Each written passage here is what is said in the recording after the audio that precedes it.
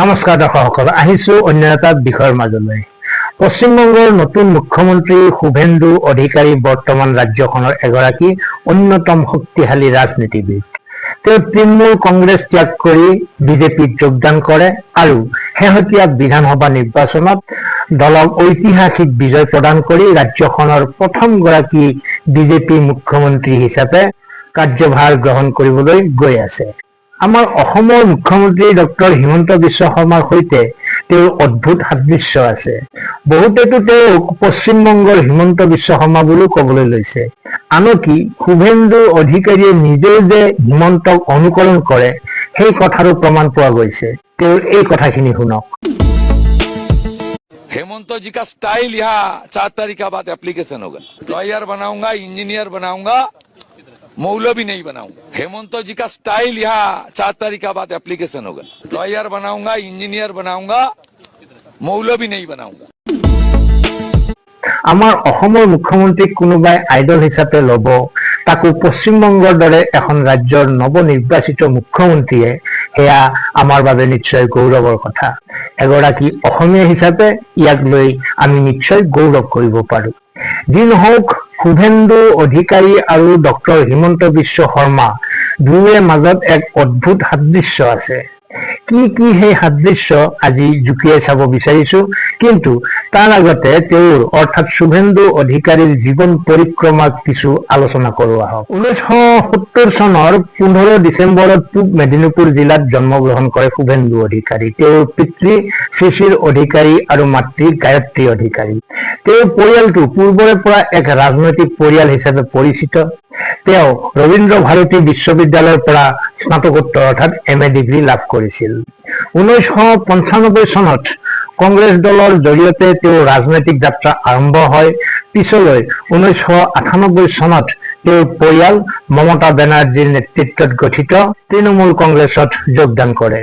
2009 আৰু 2014 চনত তেওঁ কামৰূপ লোকসভা সমষ্টিৰ পৰা সাংসদ হিচাপে নিৰ্বাচিত হৈছিল। 2007-08 চনৰ সময়ছোৱাত হোৱা নন্দীগ্ৰাম ভূমি উচ্ছেদ বিৰোধী আন্দোলনত তেওঁ মুখ্য ভূমিকা পালন কৰিছিল। 2016 চনৰ বিধানসভা নিৰ্বাচনত নন্দীগ্ৰামৰ পৰা বিধায়ক হিচাপে জয়লাভ কৰি তেওঁ ৰাজ্য চৰকাৰৰ পৰিবহণ আৰু জলসম্পদ মন্ত্ৰীৰ দায়িত্ব পালন কৰিছিল। 2020 চনত তেওঁ তৃণমূল কংগ্ৰেছৰ সৈতে সম্পৰ্ক ছিন্ন কৰি ভাৰতীয় জনতা পাৰ্টীত যোগদান কৰে। 2021 চনৰ বিধানসভা নিৰ্বাচনত নন্দীগ্ৰাম সমষ্টিত মমতা বেনাৰ্জীক পৰাজিত কৰে আৰু ৰাজ্য বিধানসভাত বিৰোধী দলপতি অৰ্থাৎ লিডাৰ অফ অপজিশ্যনৰ দায়িত্ব লয়। আৰু 2026 চনৰ বিধানসভা নিৰ্বাচনত অৰ্থাৎ সৌসিদিনাৰ নিৰ্বাচনত তেওঁৰ নেতৃত্বত বিজেপিয়ে সংখ্যাগৰিষ্ঠতা লাভ কৰে। তেওঁ নন্দীগ্ৰাম আৰু ভৱানীপুৰ সমষ্টিৰ পৰা জয়ী হৈ পশ্চিমবংগৰ নতুন মুখ্যমন্ত্ৰী হিচাপে মনোনীত হয়। এগৰাকী দক্ষ সংগঠক তথা তৃণমূল পৰ্যায়ৰ পৰা উত্থান হোৱা নেতা হিচাপে শুভেন্দু অধিকাৰী পশ্চিমবংগৰ ৰাজনীতিত এক প্ৰভাৱশালী ব্যক্তিত্ব। উল্লেখযোগ্য যে তেওঁ এতিয়াও অবিবাহিত। দৰ্শকসকল, এয়াই হৈছে শুভেন্দু অধিকাৰীৰ থূল-মূল পৰিচয়। ভাৰতীয় ৰাজনীতিত শুভেন্দু অধিকাৰী আৰু হিমন্ত বিশ্ব শৰ্মাৰ মাজত বহুতো আমোদজনক সাদৃশ্য দেখা পোৱা যায়। দুয়োগৰাকী নেতাই নিজ নিজ ৰাজ্যৰ ৰাজনীতিত অত্যন্ত প্ৰভাৱশালী আৰু তেওঁলোকৰ উত্থানৰ কাহিনীও প্ৰায় একেই। আহক তেওঁলোকৰ মাজত থকা মূল সাদৃশ্যসমূহ অকণমান আলোচনা কৰোঁ।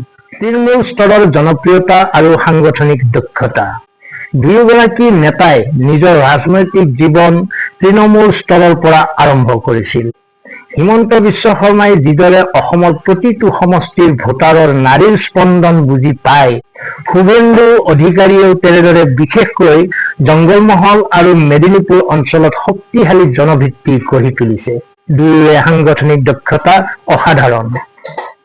কংগ্ৰেছী পটভূমি আৰু দলত্যাগ, এয়া তেওঁলোকৰ মাজত আটাইতকৈ ডাঙৰ সাদৃশ্য। হিমন্ত বিশ্ব শৰ্মা দীৰ্ঘদিন ধৰি কংগ্ৰেছৰ এজন শক্তিশালী নেতা আৰু মন্ত্ৰী আছিল। 2015 চনত তেওঁ বিজেপিৰ আদৰ্শ গ্ৰহণ কৰি দলটোত যোগদান কৰে। আনহাতে শুভেন্দু অধিকাৰীৰ পৰিয়ালৰো কংগ্ৰেছী ইতিহাস আছিল আৰু পিছলৈ তেওঁ তৃণমূল কংগ্ৰেছৰ এজন শীৰ্ষ নেতা তথা মন্ত্ৰী আছিলে। 2020 চনত তেওঁ বিজেপিত যোগদান কৰিছিল। ৰাজ্যিক ৰাজনীতিত সংকটমোচক বা চাণক্যৰ ভূমিকা। ডক্টৰ হিমন্ত বিশ্ব শৰ্মাক উত্তৰ পূব ভাৰতত বিজেপিৰ মুখ্য কৌশলবিদ বা চাণক্য বুলি গণ্য কৰা হয়। ঠিক একেদৰে পশ্চিমবংগত বিজেপিৰ প্ৰসাৰ আৰু 2021 চনৰ নিৰ্বাচনৰ পিছত দলটো ধৰি ৰখাৰ ক্ষেত্ৰত শুভেন্দু অধিকাৰীয়ে একেধৰণৰ ভূমিকা পালন কৰি আহিছে। দুয়োগৰাকী নেতাই নিৰ্বাচনী অংকত অত্যন্ত নিপুণ। শক্তিশালী বক্তা আৰু আক্ৰমণাত্মক স্থিতি।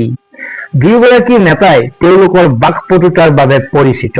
তেওঁলোকে বিৰোধী পক্ষক, বিশেষকৈ নিজৰ পূৰ্বৰ দলক অত্যন্ত তীক্ষ্ণ আৰু আক্ৰমণাত্মক ভাষাৰে সমালোচনা কৰাত সিদ্ধহস্ত। তেওঁলোকৰ ভাষণে দলীয় কৰ্মীসকলৰ মাজত ব্যাপক উৎসাহৰ সৃষ্টি কৰে। শাসন ব্যৱস্থাত পূৰ্বৰ অভিজ্ঞতা। মুখ্যমন্ত্ৰী হোৱাৰ পূৰ্বেই দুয়োৰে হাতত প্ৰশাসনীয় অভিজ্ঞতা আছিল। ডক্টৰ হিমন্ত বিশ্ব শৰ্মাই তৰুণ গগৈৰ চৰকাৰত কেইবাটাও গুৰুত্বপূৰ্ণ বিভাগ চম্ভালিছিল। শুভেন্দু অধিকাৰীয়েও মমতা বেনাৰ্জীৰ কেবিনেটত পৰিবহণ আৰু জলসিঞ্চনৰ দৰে ডাঙৰ দপ্তৰ চলাইছিল। এই অভিজ্ঞতাই তেওঁলোকক এজন দক্ষ প্ৰশাসক হিচাপে গঢ়ি তুলিছে। ষ্টেটমেন ইমেজ। দুয়োগৰাকী নেতাই নিজকে কেৱল এজন ধৰ্মীয় বা জাতিগত নেতা হিচাপে নহয়, বৰঞ্চ এক বিকাশমুখী নেতা হিচাপেও প্ৰক্ষেপ কৰিবলৈ চেষ্টা কৰে। কেন্দ্ৰীয় নেতৃত্বৰ, বিশেষকৈ মোদী শ্বাহৰ সৈতে দুয়োৰে অত্যন্ত ঘনিষ্ঠ আৰু বিশ্বাসযোগ্য সম্পৰ্ক আছে। সামগ্ৰিকভাৱে ক'বলৈ গ'লে শুভেন্দু অধিকাৰীক পশ্চিমবংগৰ হিমন্ত বিশ্ব শৰ্মা বুলি অভিহিত কৰিলে ভুল নহ'ব, কিয়নো দুয়োৰে ৰাজনৈতিক যাত্ৰা আৰু কৰ্মশৈলী প্ৰায় একেই সাঁচত গঢ়া। শুভেন্দু অধিকাৰীৰ এটা ভিডিঅ' ভাইৰেল হৈছে, য'ত তেওঁ মুছলমানসকলক উদ্দেশ্যি কৈছে যে সবকা সাথ সবকা বিকাশ নীতি এতিয়া নচলিব। তেওঁ স্পষ্টভাৱে কৈ দিছে যে যিসকল আমাৰ লগত থাকিব সেইসকলৰ বাবে আমি কাম কৰিম। আমাৰ অসমৰ ডক্টৰ হিমন্ত বিশ্ব শৰ্মায়ো বিভিন্ন সময়ত মুছলমানৰ বিৰুদ্ধে বক্তব্য ৰখা বুলি অভিযোগ উত্থাপিত হৈ আহিছে। এসময়ত তেওঁ মুছলমানৰ ভোটেই নালাগে বুলি কৈছিল। যি নহওক, সমগ্ৰ বেংগলবাসীৰ লগতে আমিও আশাবাদী যে 50 বছৰীয়া জংগল ৰাজৰ পিছত ক্ষমতালৈ অহা বিজেপি দলটোৰ নেতৃত্বত থাকি শুভেন্দু অধিকাৰীয়ে ৰাষ্ট্ৰৰ হিতৰ বাবে কাম কৰি যাব।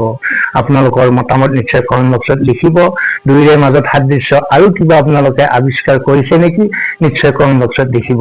শুভেন্দু অধিকাৰীক লৈ আপোনালোক কিমান আশাবাদী বা হিমন্ত বিশ্ব শৰ্মাৰ দ্বিতীয়টো কাৰ্যকালক লৈ আপোনালোক কিমান আশাবাদী নিশ্চয় কমেণ্ট বক্সত লিখিব। আজিলৈ এৰিছো। ভালে থাকক, কুশলে থাকক। ধন্যবাদ। हेमंत जी का स्टाइल यहाँ 4 तारीख का बाद एप्लीकेशन होगा। लॉयर बनाऊंगा, इंजीनियर बनाऊंगा, मौलवी नहीं बनाऊंगा। हेमंत जी का स्टाइल यहाँ 4 तारीख का बाद एप्लीकेशन होगा। लॉयर बनाऊंगा, इंजीनियर बनाऊंगा, मौलवी नहीं बनाऊंगा।